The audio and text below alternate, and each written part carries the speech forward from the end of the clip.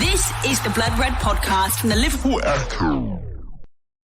Liverpool 2, Southampton 0. Thiago Alcantara picking his moment to step forward and become Liverpool's hero. I'm Guy Clarke. Welcome to the Debrief live alongside me, Matt Addison and Theo Squires here on the Blood Red channel as we bring you immediate reaction to Liverpool's 2-0 win over Southampton. Matt, I'll come to you first. And I suppose mentioning Thiago, he stepped forward just as it was perhaps beginning to get a bit nervy for Liverpool. Yeah, Liverpool finally scored that second goal. They could have done with that once or twice in the last couple of weeks. But yeah, it was a fantastic goal. I mean, we know that Thiago, he's not on the pitch to do that sort of thing, but it just needed somebody to step up and calm those nerves. And hopefully we can look at that as a turning point for him. I mean, he did some good stuff tonight. He did some poor stuff as well. I thought he had a pretty mixed performance, in all honesty. But yeah, I was very, very happy, obviously, to see him get that second goal. And as I say, it's been something that Liverpool have lacked for such a long time. It looked like this game was heading down that same route, the same pattern. They were just going to stick it out at 1-0, try and get their way through. And in the end, thankfully, those last 2 or 3 minutes have been made slightly easier by that second goal actually being scored on this occasion.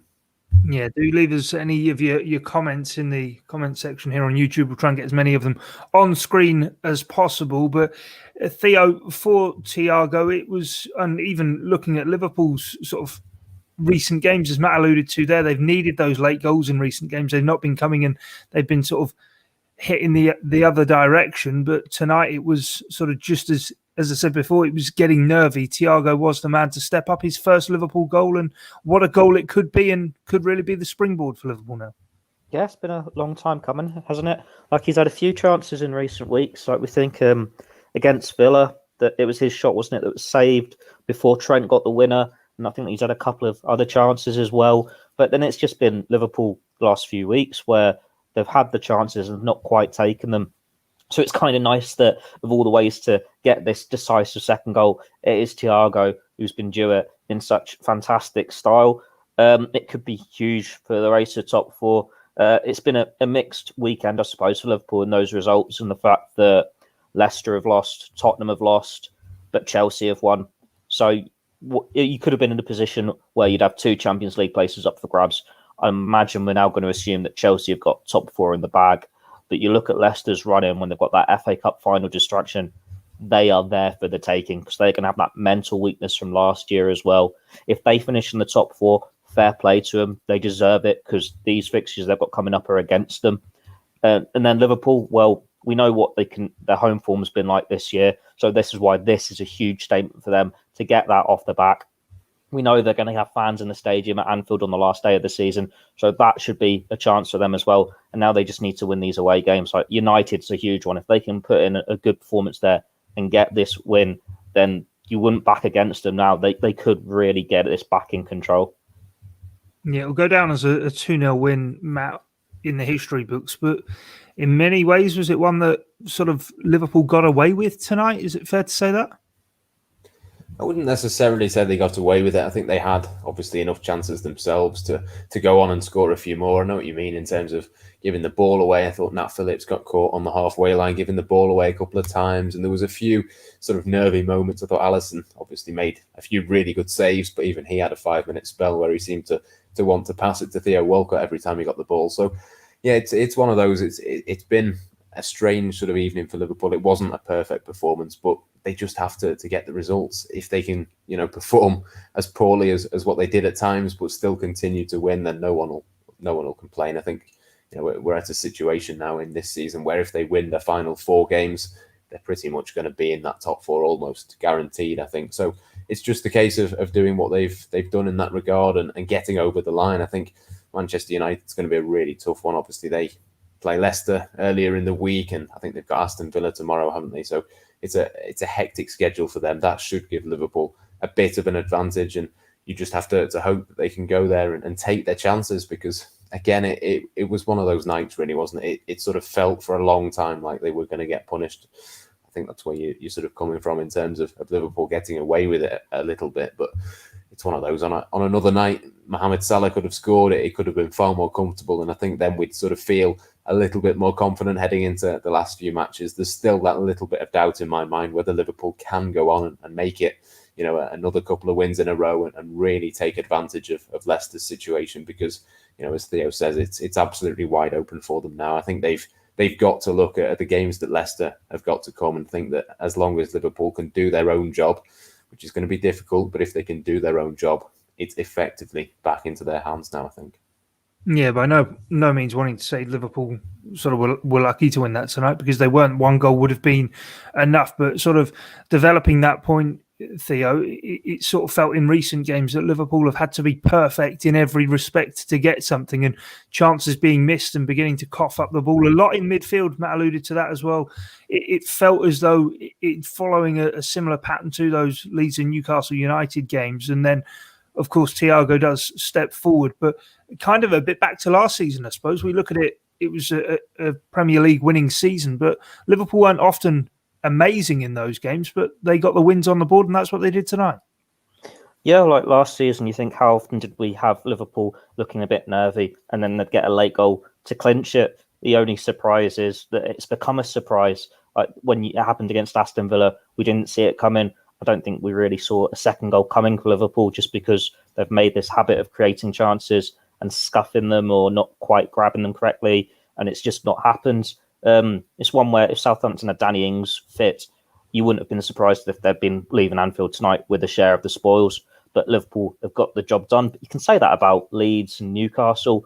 It's one of those where these games have been decided by the finest of margins. Liverpool could have easily had maximum points in both games and be comfortably in the top four. But as we've seen, they've dropped points, and it's the other side of the coin tonight. I think it meant so much to the defence tonight. You could see like Nat Phillips and Rhys Williams, whenever there was a ball in the box or there was there to be one, they were on the end of it, sticking the foot in, getting the head on it. And then Alisson off his line, making save after save, standing tall. Trent Alexander-Arnold defending well, Andy Robertson defending well. It wasn't just about getting Liverpool a victory, it's about getting a clean sheet as well, because it's personal pride for them.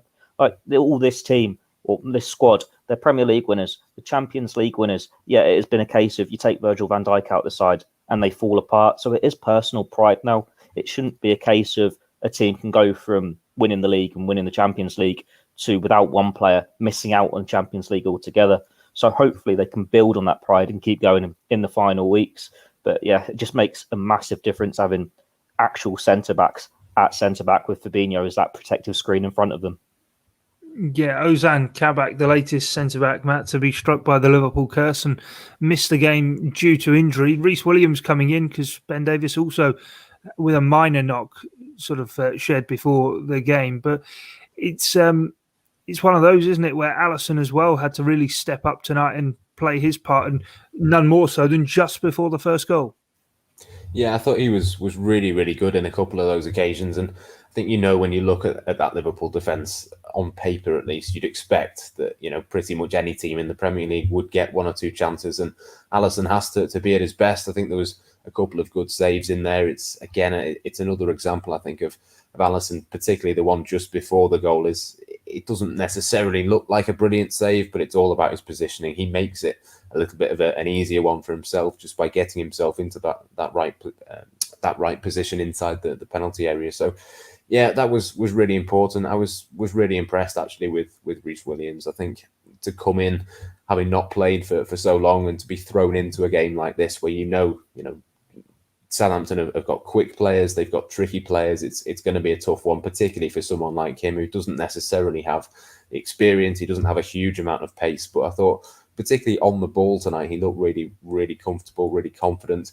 And I think, if you had to throw him in for another game before the end of this season, obviously we don't know quite yet the extent of Ozan Kabak's injury, but I think if you had to throw him in again, you wouldn't necessarily be too scared about doing that. I think on the evidence of tonight, him and Nat Phillips, they did okay. I think between them, in terms of the positioning, they were caught out once or twice, but I thought, the fact that they've not really played together much, they've just been thrown in.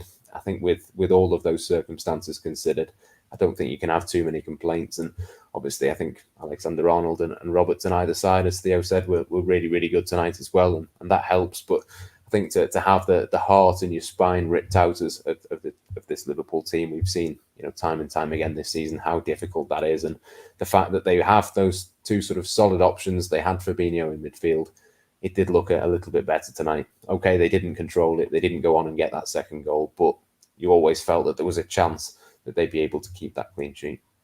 What's been missing this year, hasn't it? Losing that spine, losing Henderson, losing Van Dijk. Like in these big moments in games, you need your leaders and those talismen to get you over the line. And that's how come Liverpool were champions last year, because Henderson was leading by example, because Van Dijk was leading by example. And this year, they've not had those players to look to get them over the line. So that's why it means that little bit more when they can get the job done.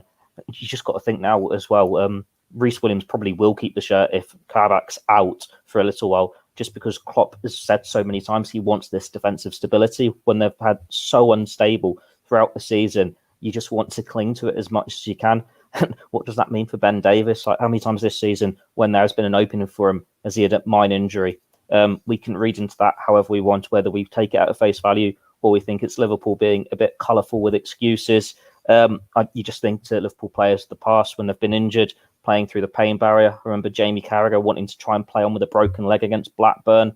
There's obviously the broken collarbone, Jerry Byrne in the 65 FA Cup final. If you're Ben Davies and you've got an opportunity to make your Liverpool debut, I think you can pull through a minor strain or whatever with a painkiller and injection. So to just be another minor injury when he's had so many of them whenever there's been an opportunity for him does look a little bit suspect. But Williams there, he had the shirt. If Kabak's out, you would expect him to keep it. I think Fabinho is a crucial point as well. I don't think he was at his absolute best tonight, but I just thought he did a pretty steady job. But even so, just being sort of average Fabinho in the centre of the pitch, it just makes a huge difference, doesn't it? When he's at his absolute best, I think that becomes even more obvious. But the fact that he's made such a difference without really getting anywhere near the ability that we know he's got, I think that just underlines really just how important it is. And yeah, we certainly do not want to see Fabinho at centre-back in the last 4 games. What about Nat Phillips, Theo? Is he becoming maybe more than just a backup utility man when needed at the heart of that defence? He's sort of, especially late on before that second goal came, there was 2 telling interceptions he made, one with his head, one I think with his right foot as well, that he was in the right place at the right time, and he seemed to be at times really cajoling and moving the rest of the defenders about. He seems as though he's developing game on game, learning on the job, but actually seems to have a few of those Carragher-like sort of qualities about him. Yeah, it's one where in a different Liverpool era and a different Liverpool team, he'd probably have more of a part to play. It's just it doesn't suit Jurgen Klopp's long-term style of playing out from the back and these quick defenders. Like we look at Joe Gomez, Joel Matip, Virgil van Dijk, they're quick, they can defend high, and they're not going to be caught out or anything. You look at if they sign Konate, it's the same sort of thing. Nat Phillips does not suit that. But when Liverpool's season has gone the way it is with all these injuries and all this lack of stability, they have had to go back to basics. It took Jurgen Klopp a long, long time to acknowledge that they had to go back to basics and just focus on getting defensive duties done. And out of their options available, Nat Phillips is by far the best defender. Like you have no doubts in him winning headers when they're going in the box or being in the right place at the right time to make those challenges. We've known for a long time that Klopp doesn't quite have that full 100% faith in him to be a long-term option for Liverpool. And that probably has played on Phillips as well, knowing it doesn't matter how well he'll play. If you've got your full options back, he is not even going to be on the bench. But from having this run of games, he's getting his confidence and he has been a leader in this backline. It might be a case that he can be this 4th choice centre-back for Liverpool next season, but that would be a bit unfair on him, I think. He's done so well as a stand-in. He's been one of Liverpool's players of the season. It wouldn't be fair on him to just go back to being this reserve option who'll get a handful of games if he's lucky, when he's shown that in a right team, he can do a job. Like you put him in a Burnley team, for example, someone like that, he could be a really good Premier League defender. He's just at the wrong club, or the right club, whatever you want to call him, at the wrong time. But yeah, keep up, Nat Phillips. You're having a great season. And if Liverpool get into the Champions League, he will have played a huge part in it.